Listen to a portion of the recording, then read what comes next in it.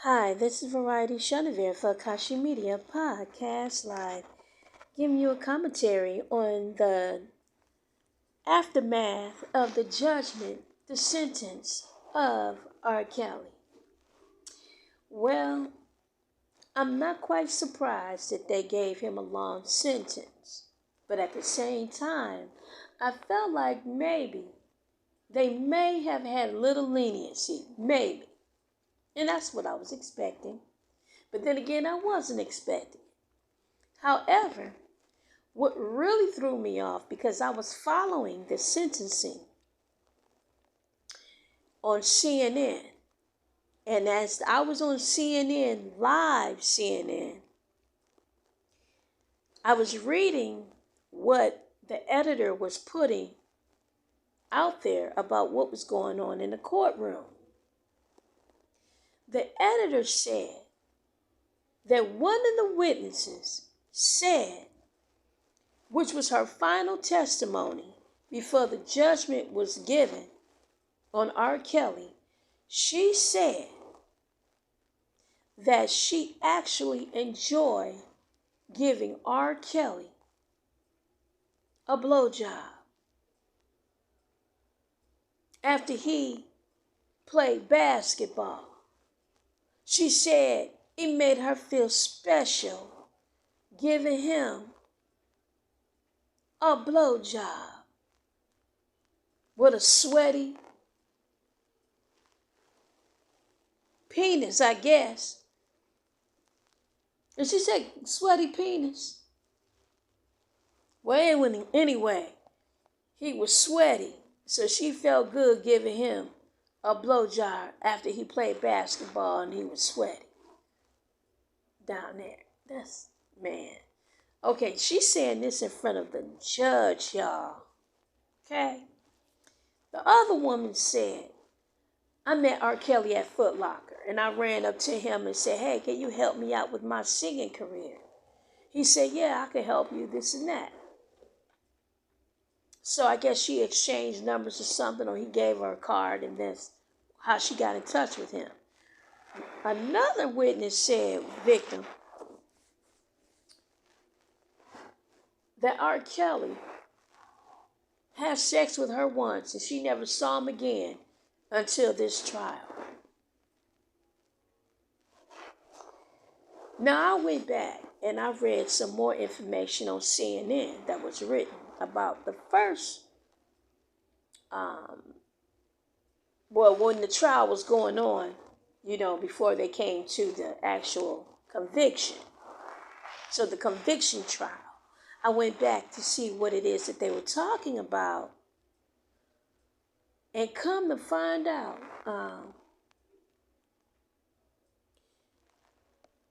one of the victims said that, no, the attorney said the same thing I was saying, that they pursued him. They recruited him. He never even chased them. He didn't even know who they were. And then one of the other victims said that she met R. Kelly at his concert, and she went with him behind his concert. That's not recruiting anyone. So all this information is being said in front of the judge twice for the conviction trial and for the actual sentencing. I think that's bad. So I just felt like they just wanted to convict him anyway, regardless. They just wanted to do it. What's the crime if one of the victims enjoyed giving him a blowjob? And she felt special doing it on his sweaty balls.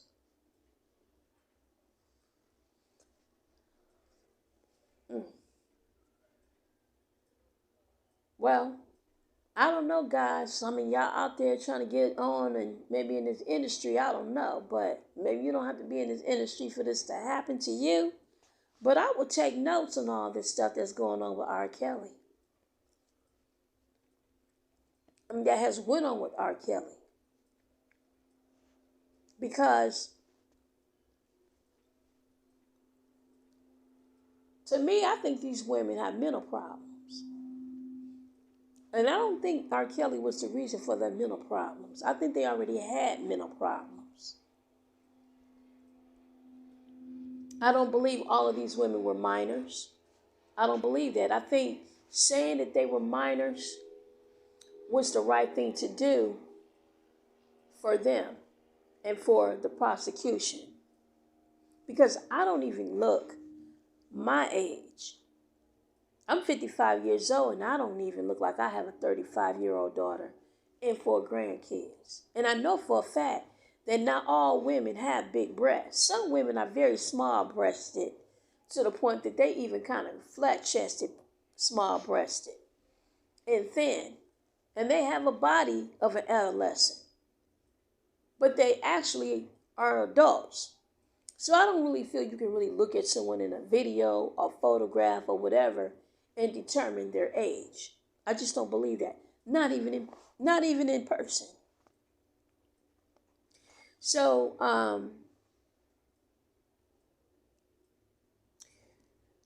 I've known Robert a very long time.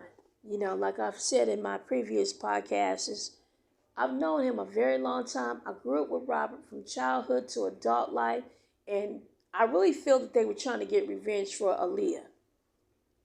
First of all, I know for a fact that when Aaliyah did Star Search, she was at least 12 years old. Because I remember going over to her house, going to see her and her mother, Diane, and her father, because my Aunt Patricia took me over there to go see them. And you know, my name is Variety Chenevert, but my original name is Nicole. I'm the daughter of Florence Ballard from the Supremes. So I was around a lot of the Motown people, used to go over their house, play with the kids, so on and so forth. So I know a lot of the family members of Motown. However, since my mother died, I haven't seen anyone in many years since my mom died, over 40-something years ago.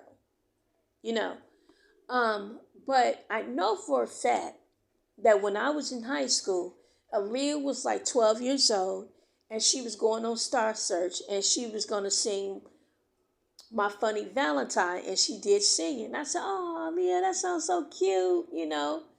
And, but I know for a fact that Aaliyah was an adult when she finally went into the studio with R. Kelly. I know that for a fact because her mother would not let her do a record deal until she finished high school. That's what I know. And in the industry of entertainment, I know that for a fact that a lot of times they make your age younger than what you are in the entertainment industry for publicity purposes. You know, so as far as Robert marrying her, even if Robert married Aaliyah and she was 16 and he was 21, that's still not a crime. It's not a crime as long as the parents know about it. Because where I'm from, my grandparents got married when they were 14 years old. They from the South. They from Alabama. So coming up from Alabama, post-slavery and all that stuff, family was important. Marriage was important. We're in a new era now. Everybody don't look at marriage and everything the same way. Everybody is about promotion of abortion and stuff like that. Back then, they didn't have abortions. What they had was put a chastity belt on you. That's what they had back then. But people values are different now, you know. And I think a lot of this to me is that I know for a fact that Robert is at that point of, he's at his 30-year mark that's coming up very soon, where Robert has all his copyrights revert back to him, his masters. He owned his masters to all his music. So I think that Robert's conviction timing is based on him owning his masters. And they don't want him to own his masters. So they're going to go ahead and say if he's in prison, then he ain't going to get it. And then if he die in prison, then everything is kept at Sony. Same thing with Michael, same thing with Prince.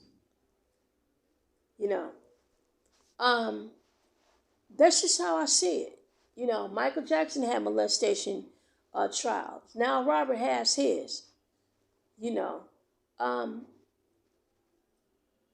I know when we were younger, we were in school, Miss McLean, our teacher, our music teacher, I was sitting next to Robert when she walked into the classroom.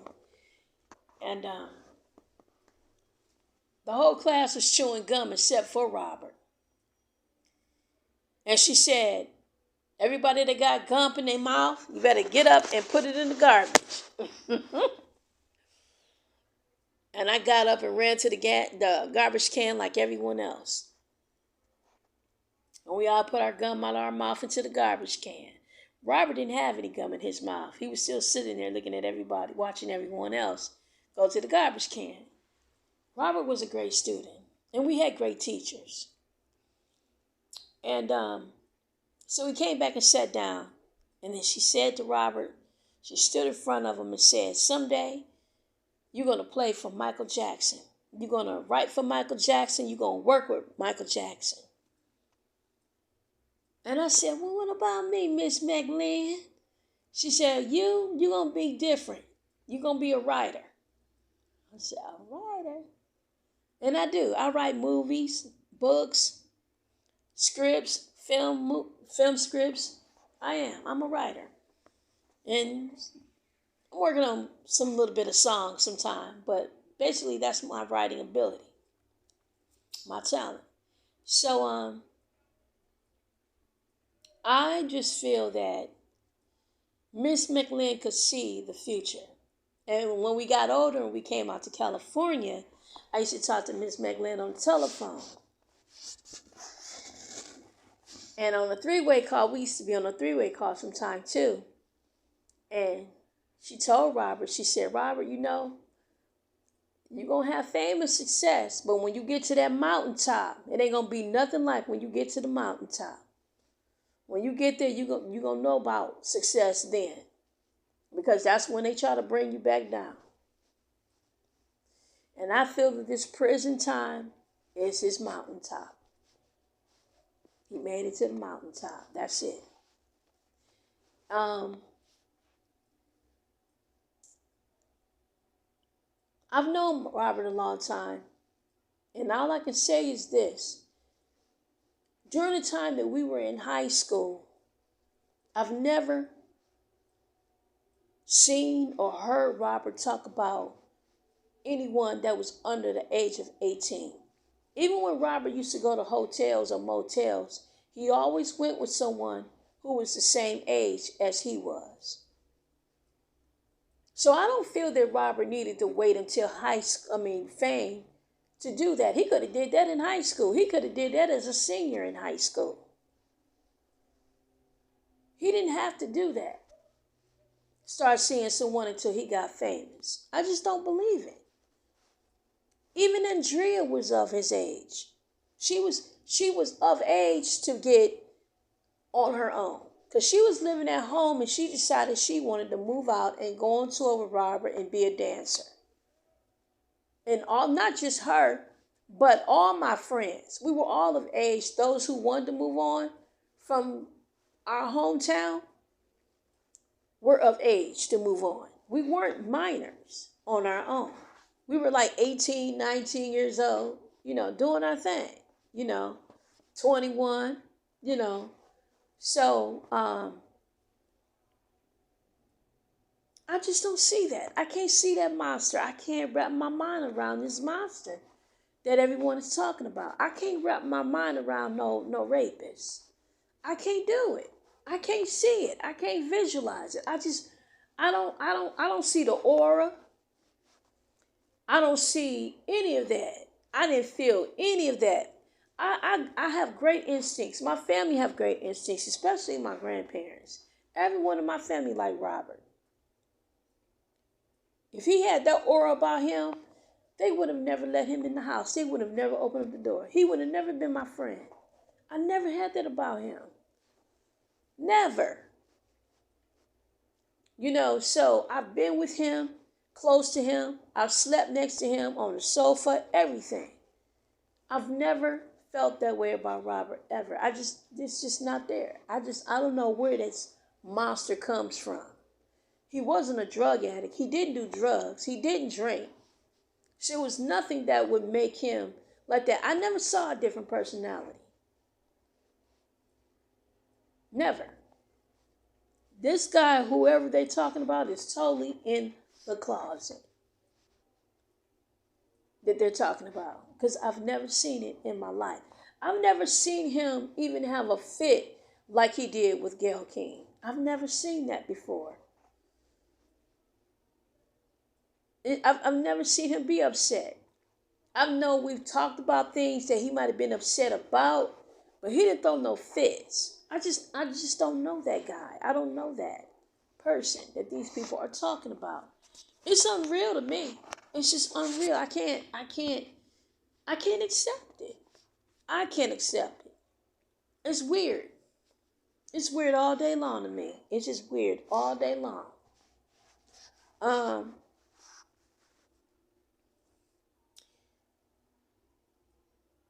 Again, I just admire the fact that Robert has written about me in music. He's talked about me in his own way in interviews without actually saying my name, but I know he was talking about me. I like things that he put in his biography about me, like my hand when we were little. He put my hand. We had to do this orthopology on our hands in class, and we had to take pictures of it. And he got my hand in his book. I couldn't believe it. I had my fingernail polished and everything. I was like, oh my God. Robert never forgot about me.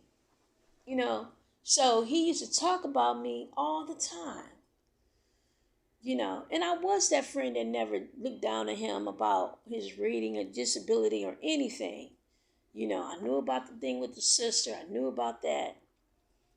And I know that when Robert was with Public Announcement, there was a situation with him in a group of Public Announcement. There was a guy who wanted to be more than a friend to him in a way that he didn't want to be a friend. And I know what I'm talking about. So I think that got some things started because right after Robert got signed, I remember meeting this guy and he started saying those type of things about Robert. I said, well, who are you talking about? His girlfriend, Drea? He said, Drea's not young. So they started that on their own. I know they did. I've never seen it. Never seen it. Ever. Who would wait that long? Because see, even when Robert wasn't even famous, if Robert had done that back then, even when he wasn't famous, who would want to keep it a secret? If it really happened, no one would have. Not if he's an ordinary Joe, no one would have. So, I don't see it. I can't get it. I just can't get it. I mean, if I was a judge and a woman sat up in front of me and said she enjoyed giving a man a blowjob, I don't see how that's someone that's being taken advantage of. Someone who walked up to a man that she never met and asked him to help her. I don't see how she's being taken advantage of. I just don't. I don't get that. He's recruited, not them. He didn't even know them. They came to him. So, hopefully, Bone Jean, his attorney, would be able to go to this new appeal that she's presenting and that it will work for Robert in his favor. I hope so. I hope that maybe the Chicago courts would be able to say, okay, we've already tried him 4-5 times on the same thing. He was acquitted of it 4-5 times. Why do you keep bringing it back? Because he went to New York and lost? Well, I hope they don't want to try him again. I mean, why you want to keep trying for something he already went to court for? Isn't that illegal? I guess not, because he's appealing this.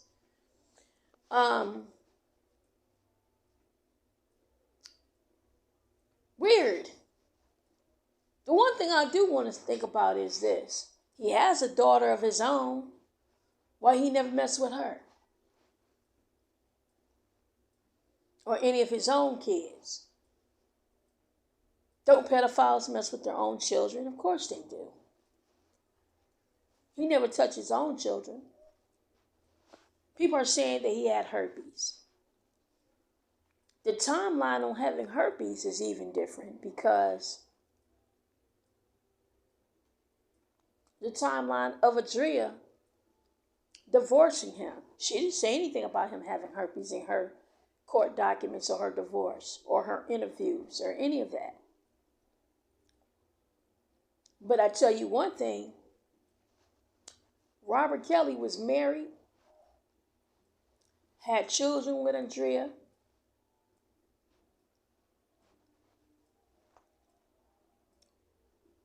But there's a timeline of Robert Kelly not ever having herpes. So therefore, if he got herpes, then he got it from a woman who already had herpes. And that woman gave it to him then. He didn't give it to her. She gave it to him. Because there is a timeline that he never had herpes. So I guess they turn it around and say, he gave me herpes. Even though I was the one who really gave it to him. But then they're going to check her out.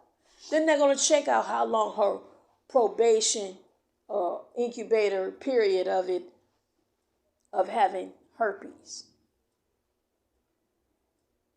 Of how long of development is. Because if we're talking 20 years of herpes, I've seen some pictures on the internet of how herpes look. And herpes, people have bad skin. They have pussy skin. They have blistery skin, bad acne type of skin. You know, it's an outbreak on their face, their lips, their fingers, their nose. And Robert, so far that I've seen him and the pictures that he have taken over the years, he don't look like he have any of that. He don't look like he have any bad skin of dealing with that. And Robert is in prison right now. And during the 9 months of Robert being in prison, he doesn't look like he broke out with anything, a blistery of anything on his face, since he hasn't been able to have any treatments for the herpes. And then COVID outbreaks. I don't know. So, and then they have this one witness that said that she had a t-shirt with sperm on it that she saved from all those years with Robert's sperm on it. That definitely sound like a fan. They're fans that open up their mouth and let Justin Bieber spit in it from a balcony.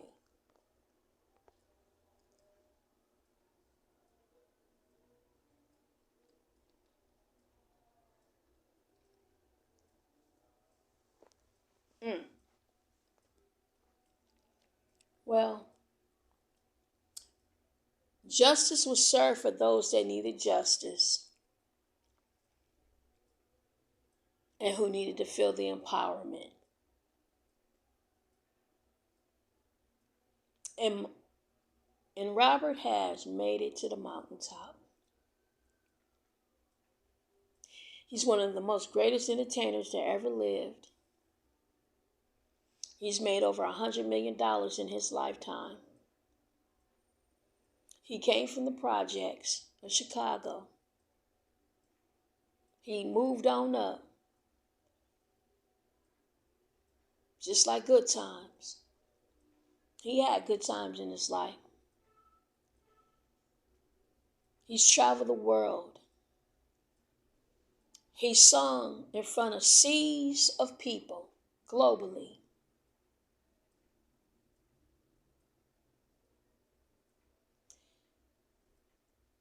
He talks like he has an education in spite of him having dyslexia. He might have came from the projects, but he had the best teachers along the way on his journey. He's been molested by a sister. And in spite of that molestation and a landlord who wanted sex for rent, Robert Kelly was still able to write about love and sing about love and give love and share love and receive love in return. He still understood the word love. That's how I can describe him. He never retaliated against anyone. He was just like James Brown. He didn't go backwards. He flipped it and moved forward. And sometimes when people expect you to depend on them and you don't depend on them and don't have to depend on them and you don't come back to them, they get mad, they get angry, they get upset because they feel like you owe them something. They feel like, oh, I got this famous sibling or something. He need to take care of me instead of them learning to take care of themselves. I don't know what the situation is with his brother. But he could have found something else to do. And I don't know if he did or not. Because everything he says in his interviews, Carrie, it always changes. First he mad.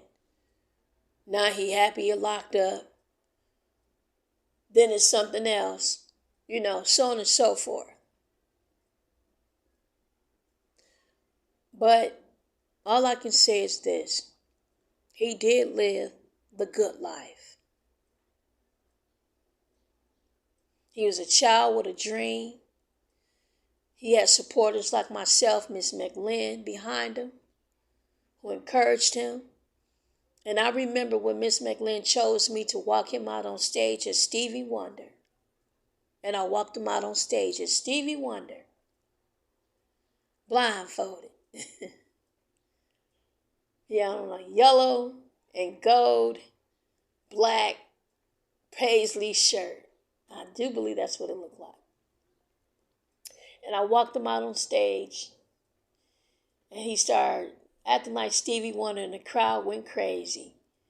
And I went back on stage. They bring him back to the corner after he finished performing. Took off his blindfold. I said, Robert, you got it. You got it, Rob. You got it. You got it. You can do it. You're going to be that. You're going to be successful. You're going to be a star. And he just smiled like, yeah. And Miss McLean was so proud of him. And I was so proud of him. So for me being able to have those moments at the beginnings of Robert Kelly's life, it's a pleasure for me to be that. I'm happy to be that. I'm happy to be that friend he never forgot about. I'm happy he kept me in his memory bank as well when he got famous. But we were still in touch before he got famous, even during the journey of him getting his record deal, because we were out here in California together as well with my other best friend, Darren Dean, and my daughter, hanging out at the beaches and stuff. So I think about nothing but the good times that we shared together.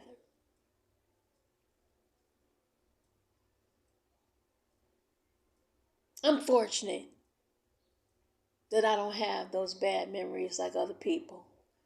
Have nothing but bad memories, fights, whatever it is, domestic violence. I'm glad I never had that. But sometimes when a woman comes from a domestic violence background, that's all she know.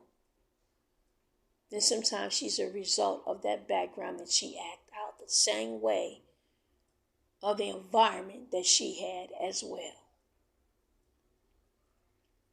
And sometimes a person could look at someone like Robert and say, you can't even read and you got all this success. Like, why you? Like you don't deserve it or something. But he does. He deserves his success. He does. But I don't feel that he needed to apologize in court to these victims. I don't feel that. The reason why I don't feel that is because, number one, they walked up to him. They came to him on their own. They didn't know him. I'm sure sometime during the years they knew that if they heard about something in the newspaper, they still approached them anyway. And they went on and did what they want to do on their own. It was all consented.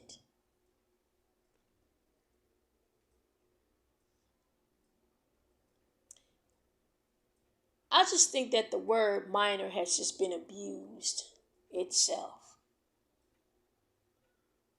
Because he has asked people how old they are. And the woman said that she told him that she was really 19. And then she told him later she was 16.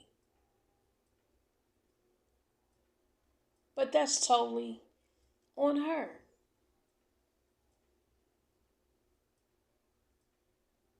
That was the aftermath of that. Not before she did anything intimate. That was after she was intimate. And that's what she said in court before the sentencing. So I just feel like this was already, planned on, just based on the conviction itself, that whatever their judgment was going to be, if it was going to be a conviction of guilty verdict, then that was just going to be the judgment itself.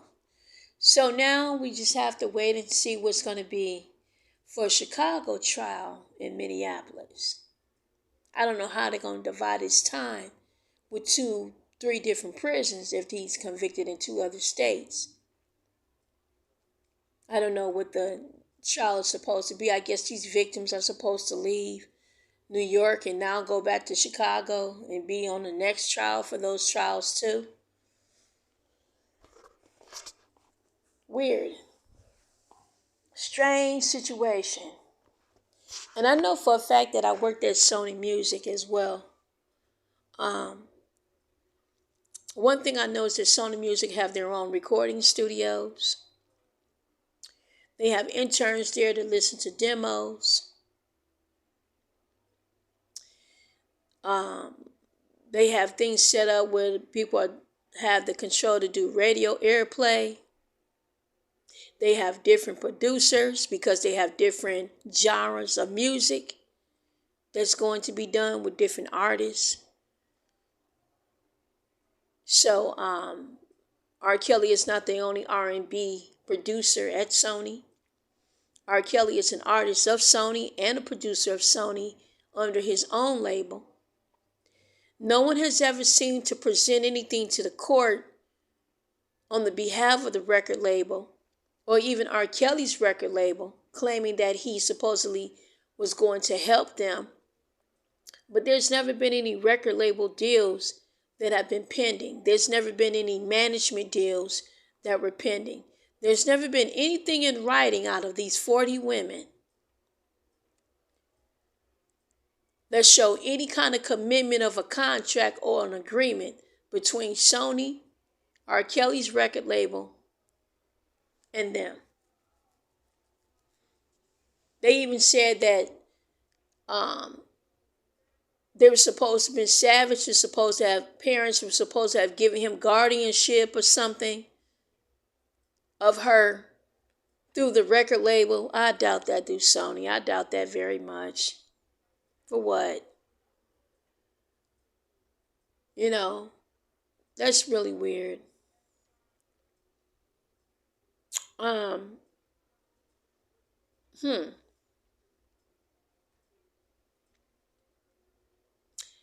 I know for a fact that there's a woman by the name of Shauna Miguel.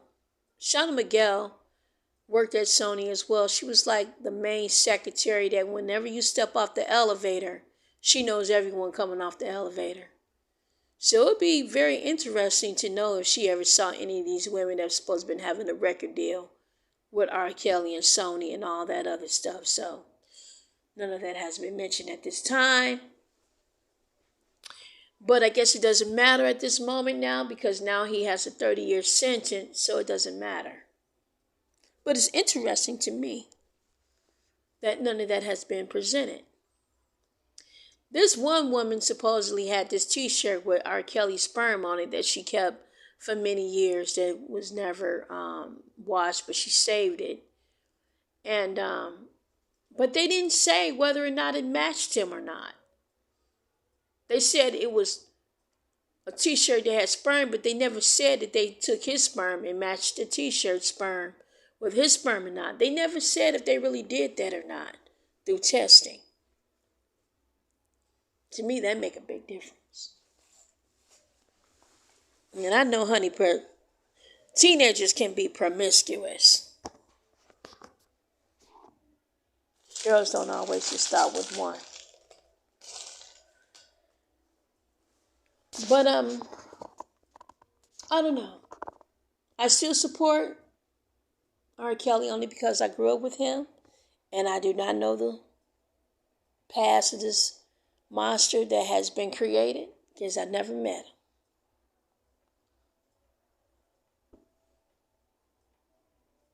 But everyone, I hope, can heal. And as far as the victim saying in court that I hope that God has your soul, he does. Absolutely. God does have his soul. And he has been blessed for many, many years because God has seen his pain and God has seen where he has come from. And he has seen the pain and the deception and betrayal that he has also had to deal with as well. Absolutely, God does have his soul, and he has been blessed. And let me tell you something about the devil. The devil came from heaven first before he even went to hell. The devil, Satan, Lucifer, was God's greatest angel. And he was gifted in music. He can play instruments, he can sing, and everything. Before God cast him unto the earth. And when he cast him unto the earth, he told him to reproduce my seed. So that meant he said, do what you do. What you think that meant? Guess he was no different than what R. Kelly has done. Have sex with any and everybody he wanted to. Guess God didn't see no sin in that. But I find R. Kelly interesting, though, about being with 40 women. None of them got pregnant. Or did they? Oh, one person said that they got pregnant and he forced her to have an abortion. That was just that one. But the rest of them never got pregnant. So I guess the guy's pretty responsible in what he does, sexually. He didn't wear no condoms. That's right, he didn't wear any condoms. So I guess he knew what he was doing. Interesting. It's interesting to me that he had the two lesbians that was talking to Gayle King, and yet R. Kelly is supposed to have herpes. But neither one of those women said that he gave them herpes. That was interesting to me. But they both said they sleep with him at the same time. But they didn't say that he gave them herpes. That's interesting. But then you got somebody in between that said that he did. But other people never got it. Interesting. And his wife didn't say she had it either when she got a divorce. That's the timeline that's around that time too. Interesting. Very interesting to me. But regardless of what I think, he's in there now. He got 30 years in there now. And the only thing that I would want Robert to do is to go to school, go to college, get an education. Because he can go to New York University and get an education, take up some classes, utilize his time to become a better person incarcerated during his time there of 30 years. People in this country, in America, African Americans, have done 300 years of slavery. And white folks have went way over there to Africa to bring Africans of different parts of Africa to America to help build America. For like 300 years or more. So 30 years ain't really gonna kill them. Because that goes to show you, white folks need you. You are profitable in basketball, sports, record labels, slavery. You need it. You've always been their stock, always been their profit. Since the beginning of hitting America, land and soil. You know? They never wanted to put no work into anything that they did when it came to African Americans. Not even some marriages. Just find out how much money you're making, find out about the bank, get involved with it. Then next thing you know, you're involved with it, no work done, no work put into it. And then when they done finish with you, then there's a divorce and they're taking half your money and breaking you again. That's another form of slavery to me too. But love is where you find it. So not all interracial relationships are bad.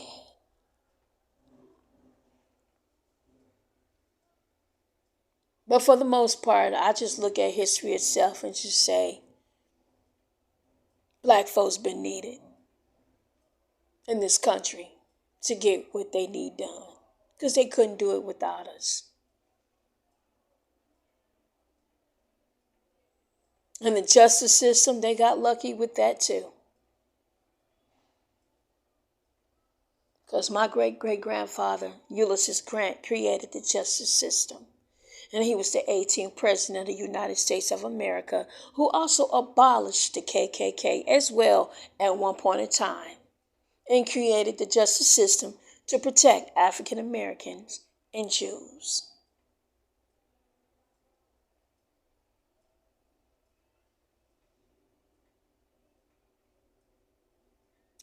But life goes on.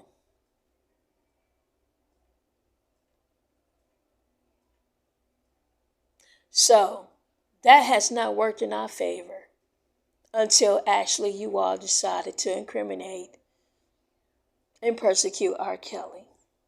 Because I know that I've heard many stories about the modeling business of, what's that guy name? Can't think of his name right now. John Casablancas modeling agency has had many young girls in his modeling agency and then got pregnant by him or his agents, made them have abortions and done the same thing, but he never went to prison for any of it. A lot of things happened to African Americans in America during slavery, being abused, raped, and everything else, but they never went to jail for that either too. Then I don't know what Hugh Hefner did up there at the Playboy Mansion, but that seemed to be okay as well.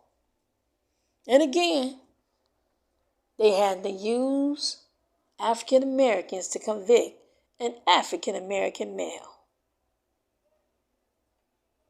Weird, though. It's just weird to me. Just the whole system. So one guy who was the editor said that he had been watching R. Kelly, following R. Kelly, and all of that. But then, we still gotta say how much of this is really true. Why wasn't any police reports of anything that was done out of 50 women, 40 women? It's weird. Guess they finally got together and said they had secret meetings. We can really get this guy, with y'all help, participation, and we can really nail him. We can nail him with a TV show, because that's what we're going to have to do, because we couldn't get him no other way other than having him on video and display of a formal interrogation. And that's what they were looking for. How much were they paid? I have no idea.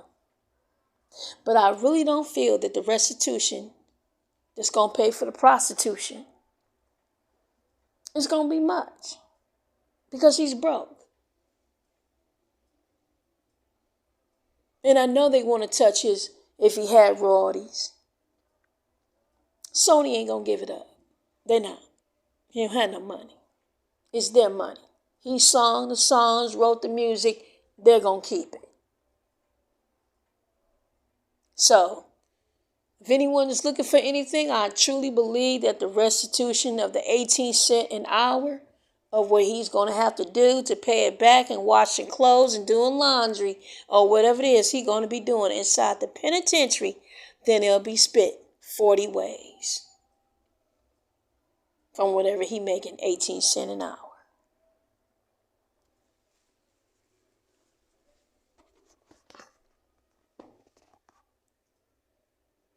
But at the same time, who knows what's going to happen? God has favor. And it ain't over yet. So we still got to see what happens in Chicago in August, which is next month. And then I don't know what's going to go on in this other city, Minneapolis. I don't know what's up with that. But it's funny how he's traveled the world. But none of this has happened in any other country but America. It didn't happen when he was in Africa. It didn't happen when he was anywhere else but America. Only in Chicago that this took place. And most of his victims only in Chicago. Never any other place that he seemed to have traveled abroad did this take place. Interesting. Then he has police officers that are his bodyguards. And they're saying that they never saw anything. It's just interesting to me. But I know one thing. Sometimes when you work in law enforcement, because I know he could have actually just hired someone who had a guard card, who could have gotten a CCW permit to carry a concealed weapon. He didn't have to hire a police officer, because he could have went that route with a bodyguard and hired a bodyguard like that as well. And then the laws of entertainment, we're dealing with minors in the industry. Parents have to have permission, their forms to be signed, just like they were with Motown. There's no different. They have to be labor laws and music videos. You have to have student teachers on the set. Their time slots to be in a recording studio. And it has to only be around a certain time. A student can't be somewhere overnight. But then again, you wouldn't have people who would drop their kids off at his house overnight, stay there a couple of days and pick them back up, so on and so forth. It's just weird. And it's all dangling in the air to me. Because it seemed like all the laws were still broken.